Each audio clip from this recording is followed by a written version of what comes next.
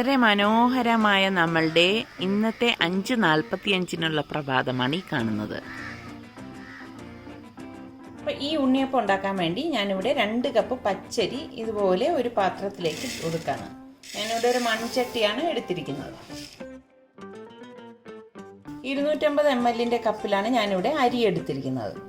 ഇതോടൊപ്പം തന്നെ ഞാനിവിടെ 1/4 കപ്പ് നുറുക്ക് ഗോതമ്പ് എടുത്തിട്ടുണ്ട്. അതും കൂടി ഇതിലേക്ക് ഇട്ടിട്ട് നന്നായിട്ട് കഴുകി വെള്ളം ഒഴിച്ച് ഒരു 5 മണിക്കൂർ കുതിരാനായിട്ട് മാറ്റി വെക്കും. 5 മണിക്കൂർ നന്നായിട്ട് കുതിർത്ത ശേഷം ഞാനിപ്പോൾ ഇത് ഡ്രെയിൻ ചെയ്തെടുത്ത് വെച്ചിരിക്കുകയാണ്. അപ്പം നമുക്കിനി ഇത് അരച്ചെടുക്കാം. ഞാനിവിടെ ശർക്കര പാനി ഒഴിച്ചിട്ടാണ് ഇത് അരച്ചെടുക്കുന്നത്. അപ്പം ഞാൻ എപ്പോഴും പറയുന്നത് പോലെ ശർക്കര ഉരുക്കി നന്നായിട്ട് 2-3 പ്രാവശ്യം ഞാൻ അരിച്ചെടുത്ത് തണുത്ത ശേഷം ഇതുപോലെ കുപ്പിയിലാക്കി ഫ്രിഡ്ജിൽ സൂക്ഷിക്കുകയാണ് ചെയ്യുന്നത്.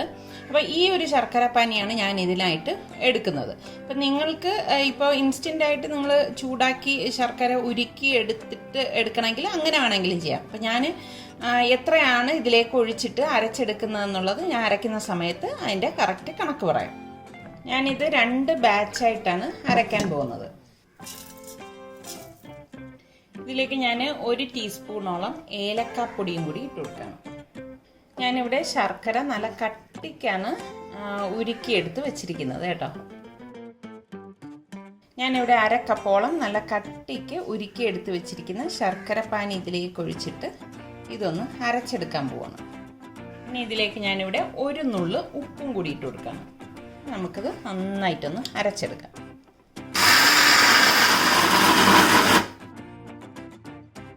ഇത്രയും മതിയാവും. ഞാനിവിടെ ഇത് നന്നായിട്ട് അരച്ചിട്ടുണ്ട്. ഇതിന് ഞാൻ ഒരു പാത്രത്തിലേക്ക് മാറ്റുവാണ്. ഞാനിവിടെ ഒരു മൺചട്ടിയിലേക്കാണ് ഇത് ഒഴിച്ചു കൊടുക്കുന്നത്. ബാക്കിയിരിക്കുന്ന അരിയും ഇതേ അളവിൽ തന്നെയാണ് ഞാൻ മാറ്റി വെച്ചിരിക്കുന്നത്. അപ്പോൾ ആ അരിയും ഇതേ അളവിൽ തന്നെ ഞാൻ ശർക്കര പാനി ഒഴിച്ചിട്ട് ഇതുപോലെ തന്നെ 1 ടീസ്പൂൺ ഏലക്കാപ്പൊടിയും കൂടി ചേർത്തിട്ട് അടിച്ചെടുക്കുകയാണ് ചെയ്യുന്നത്.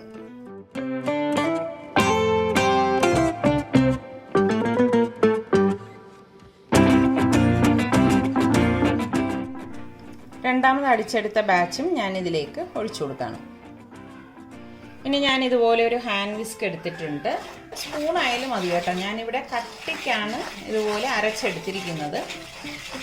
ഇതിന് നമ്മൾ 2 മണിക്കൂർ റെസ്റ്റ് ചെയ്യാനായിട്ട് വയ്ക്കും. അതിനുശേഷം 1-2 കാര്യങ്ങൾ ഇതിലേക്ക് ചേർത്ത് കൊടുക്കും കേട്ടോ. ഇപ്പം ചേർക്കത്തില്ല അത്. അപ്പോൾ അത് നമ്മൾ ചേർത്ത് കൊടുത്തു കഴിയുമ്പം ഇതിൻ്റെ ആ ഒരു പരുവം കറക്റ്റായിരിക്കും. ഇതിൽ നമ്മൾ സോഡാപ്പൊടിയോ ബേക്കിംഗ് പൗഡറോ ഒന്നും ചേർക്കത്തില്ല കേട്ടോ. ഇത്രയും മതിയാവും. അപ്പം ഞാനിത് അടച്ച് 2 മണിക്കൂർ മാറ്റി വെക്കുവാണ്. 2 മണിക്കൂർ കഴിഞ്ഞ ശേഷമാണ് ഇനി നമ്മളിത് തയ്യാറാക്കുന്നത്. നമ്മളിത് അരച്ച് വെച്ചിട്ട് 2 മണിക്കൂറിൽ കൂടുതലായിട്ടുണ്ട്.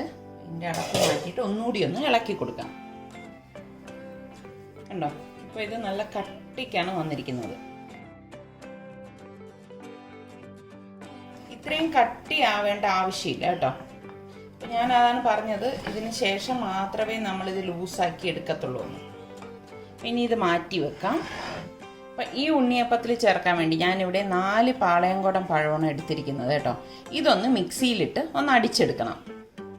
മിക്സിയുടെ ജാറിലേക്ക് ഈ പഴം ഇട്ട് കൊടുക്കാം. ഈ സമയം മാത്രമാണ് ഞാൻ ഈ ഒരു ഉണ്ണിയപ്പം തയ്യാറാക്കുമ്പോൾ പഴം ചേർത്തിട്ട് മിക്സ് ചെയ്തെടുക്കുന്നത്. 4 പഴം എടുത്തിട്ടുണ്ട്. ഇതൊന്ന് അടിച്ചെടുക്കാം. പഴം ഞാൻ നന്നായിട്ട് അടിച്ചെടുത്തിട്ടുണ്ട്. നമുക്ക് ഇത് ഈ മാവിലേക്ക് ഒഴിച്ചിട്ട് കലക്കി കൊടുക്കണം.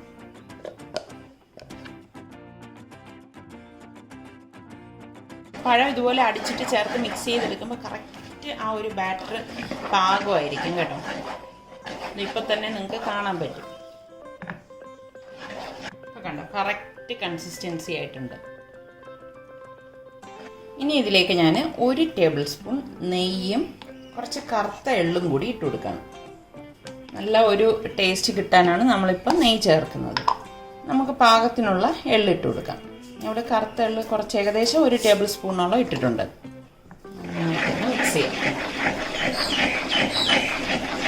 അപ്പോൾ നമ്മുടെ ഉണ്ണിയപ്പത്തിൻ്റെ ബാറ്റർ ഇവിടെ റെഡി ആയിട്ടുണ്ട്. ഇത്രയേ ഉള്ളൂ സംഭവം. ഇനി നമുക്കിത് ചുട്ടെടുക്കുന്നത് എങ്ങനെയാണെന്ന് നോക്കാം. പിന്നെ നമ്മൾ ഓരോ പ്രാവശ്യവും ഉണ്ണിയപ്പത്തിന് കോരി ഒഴിക്കുമ്പോൾ ഇതുപോലെ ഒന്ന് ഇളക്കിയിട്ട് വേണം കോരി ഒഴിക്കാൻ. അതായത് ഒരു സ്റ്റെപ്പ് നമ്മൾ കോരി ഒഴിച്ച ശേഷം അടുത്ത് നമ്മൾ വീണ്ടും ചുടാൻ നേരം ഇതുപോലെ ഒന്ന് ഇളക്കിയെടുക്കണം. ഞാൻ ഉണ്ണിയപ്പം ചുടാൻ വേണ്ടി ഉണ്ണിയപ്പച്ചട്ടി അടുപ്പത്തേക്ക് വെച്ചിട്ടുണ്ട്. ഇതിലേക്ക് ഞാൻ ഓരോ കുഴിയിലേക്കും വളരെ കുറച്ച് നെയ്യ് ഇതുപോലെ ഇട്ട് കൊടുക്കും. അതിനുശേഷം ഞാൻ കുറച്ച് ഓയിൽ ഒഴിച്ചു കൊടുക്കും. അപ്പോൾ ആ ഒരു ശരിക്കും നല്ല ഒരു ഫ്ലേവർ കിട്ടാനാണ്, ഉണ്ണിയപ്പത്തിന് കിട്ടാൻ വേണ്ടിയിട്ടാണ് ഇങ്ങനെ ചെയ്യുന്നത്. ഇനി ഞാൻ ഓയിൽ ഒഴിച്ചു കൊടുക്കാം. ഇത്രയും മതിയാവും. കാരണം നമ്മൾ മാവ് കോരി ഒഴിക്കുമ്പോഴേക്ക് എണ്ണ മീതെ ഓവർഫ്ലോ ചെയ്ത് വരും. അപ്പോൾ കൂടുതൽ ഒഴിച്ചു കഴിഞ്ഞാൽ ഇത് ഓവർഫ്ലോ ചെയ്ത് താഴെ പോവും. അപ്പോൾ ഇതിപ്പോൾ അതിൻ്റെ ആവശ്യമില്ല, ഇത്ര എണ്ണയുടെ ആവശ്യമുള്ളൂ. എണ്ണ ചൂടായിട്ടുണ്ട്. അപ്പം ഞാൻ ഇതുപോലെ മാവ് കോരി ഒഴിച്ചു കൊടുക്കുകയാണ്.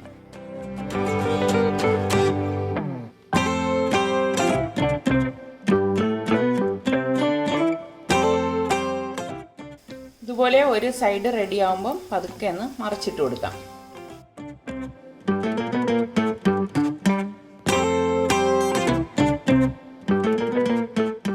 ഇപ്പോൾ രണ്ട് സൈഡും ഉണ്ണിയപ്പം റെഡി ആയിട്ടുണ്ട്.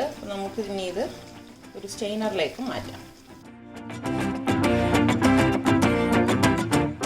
ഇതുപോലെ ഒരു സ്റ്റെയിനറിലേക്ക് മാറ്റണം. ബാക്കിയിരിക്കുന്ന മാവ് ഇതുപോലെ തന്നെ കോരി വെച്ച് നമുക്ക് ഉണ്ണിയപ്പം ചുട്ടെടുക്കാം. നല്ല അടിപൊളി ഉണ്ണിയപ്പം ഇവിടെ റെഡി ആയിട്ടുണ്ട്. ഇത് നല്ല ക്രിസ്പിയും ഉള്ളിൽ നല്ല സ്പോഞ്ചി ആയിട്ടുള്ള ഉണ്ണിയപ്പമാണ്. അപ്പം ട്രൈ ചെയ്യാത്തവർ ഈ രീതിയിൽ ഉണ്ണിയപ്പം ട്രൈ ചെയ്ത് നോക്കണം. നല്ല ടേസ്റ്റാണ് കേട്ടോ ഈ ഉണ്ണിയപ്പം. ട്രൈ ചെയ്ത് നോക്കിയിട്ട് എനിക്ക് ഫീഡ്ബാക്ക് തരണേ, എങ്ങനെ ഉണ്ടായിരുന്നു എന്ന്. അടുത്തിനി നമുക്ക് നല്ല റെസിപ്പിയുമായി വരുന്നത് വരെ എല്ലാവർക്കും ബൈ. ഈ ഉണ്ണിയപ്പം എണ്ണ കുടിക്കുകയോ ഒന്നും ചെയ്യത്തില്ല. അതേ കണ്ടോ, ഇതുപോലെയാണ് ഇരിക്കുന്നത്. പുറം നല്ല ക്രിസ്പിയാണ്, ഉള്ളിൽ നല്ല സോഫ്റ്റുമാണ്. നല്ല ടേസ്റ്റി ഉണ്ണിയപ്പമാണിത്. ഇപ്പം നമ്മൾ പോണത് നമ്മളുടെ ലക്ഷ്മി മാമിന് 1 മില്യൺ അടിച്ചല്ലോ. അപ്പൊ ആ സന്തോഷം നേരിട്ട് അറിയിക്കാൻ വേണ്ടിയിട്ട് ഒരു സർപ്രൈസ് ഗിഫ്റ്റ് ആയിട്ട് പോവാണ്. ഇപ്പൊ നമ്മൾ കേക്കിനും ഇതാണ് ഗിഫ്റ്റ് കേട്ടോ. കേക്കിന് ഓർഡർ കൊടുത്തിട്ടുണ്ട്. അപ്പൊ കേക്ക് അവിടെ റെഡിയാക്കി വെച്ചിരിക്കാന്ന് പറഞ്ഞിരിക്കുകയാണ്. അപ്പൊ ഞങ്ങളിപ്പോ അങ്ങോട്ട് കേക്ക് വാങ്ങാനായിട്ട് പോവുകയാണ്. അപ്പൊ ഞാനും നിസാർക്കയും സൽമാനുമാണ് പോണത്.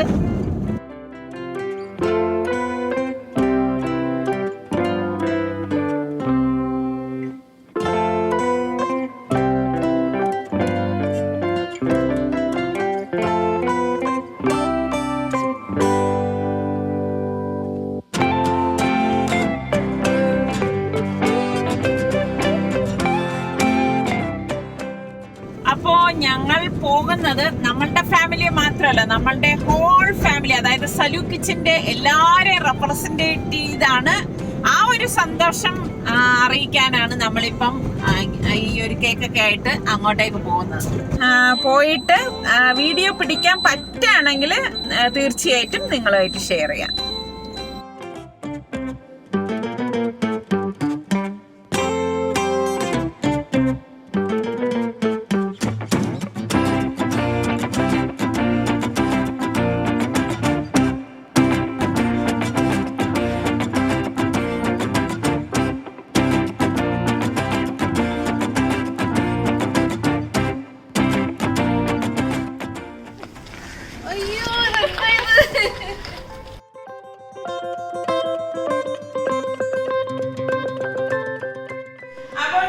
ഇതെന്താണെന്ന് വേണ്ടല്ലോ, ലവ് മാമിന്റെ 1 മില്യൺ ലവ് ആണ് ഈ കാണുന്നത്.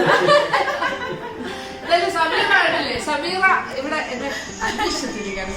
ഫാമിലി വളരെ വളരെ എനിക്ക് വളരെ സന്തോഷം. ഞാൻ നമ്മുടെ വ്യൂവേഴ്സിന്റെ അടുത്ത് പറയുന്നത് ശരിക്കും എനിക്ക് ആ 1 മില്യൺ കിട്ടിയ ആ ഒരു ത്രില്ലാണ് എനിക്ക് മാമിന് 1 മില്യൺ കിട്ടിയപ്പോ ഉണ്ടായിരിക്കുന്നത്. എനിക്ക് ഭയങ്കര സന്തോഷം. എന്തായാലും ഇവിടെ വരെ വന്നു, അതാണ് ഏറ്റവും വലിയ കാര്യം. നമ്മള് ഈ പറഞ്ഞ മാതിരി രണ്ടുപേരും തിരുവനന്തപുരത്തുകാരായിട്ടേ അങ്ങനെ വന്നില്ലെങ്കിൽ മോശമല്ലേ. നമ്മള് ശരിക്കും വന്നു, ഞങ്ങളൊരു ജോയിന്റ് ആയിട്ട് അല്ലെ ഒരു പ്ലാൻ ചെയ്തത്. അപ്പോഴാണ് ഇങ്ങനെ കൊറോണയൊക്കെ വന്നത്. പക്ഷെ ഇപ്പം നമ്മളിങ്ങനെ കൊറോണയൊക്കെ അവഗണിച്ചിട്ടാണ് നമ്മളിപ്പം ചേർന്നിരിക്കുകയാണ്. നമ്മളെല്ലാം മാസ്ക് ഒക്കെ സൂക്ഷിച്ചടക്കുന്നുണ്ട്. അങ്ങനെ ആരും തെറ്റിദ്ധരിക്കാന്ന് വേണ്ട. പിന്നെ പിന്നെ ബോബി ചേട്ടൻ ഉണ്ടായിരുന്നു, കുറച്ചു നേരം നമ്മളായിട്ട് വർത്താനം പറഞ്ഞു. പിന്നെ വീഡിയോ എടുത്തു തുടങ്ങിയത് ഇപ്പോഴാണെന്നേ ഉള്ളൂ. സംസാരിച്ച് കഴിഞ്ഞിട്ടാണ് അതെ. അപ്പൊ അനുമോളും ഇവിടെ ഉണ്ട്. അനുമോളിപ്പോ വരും.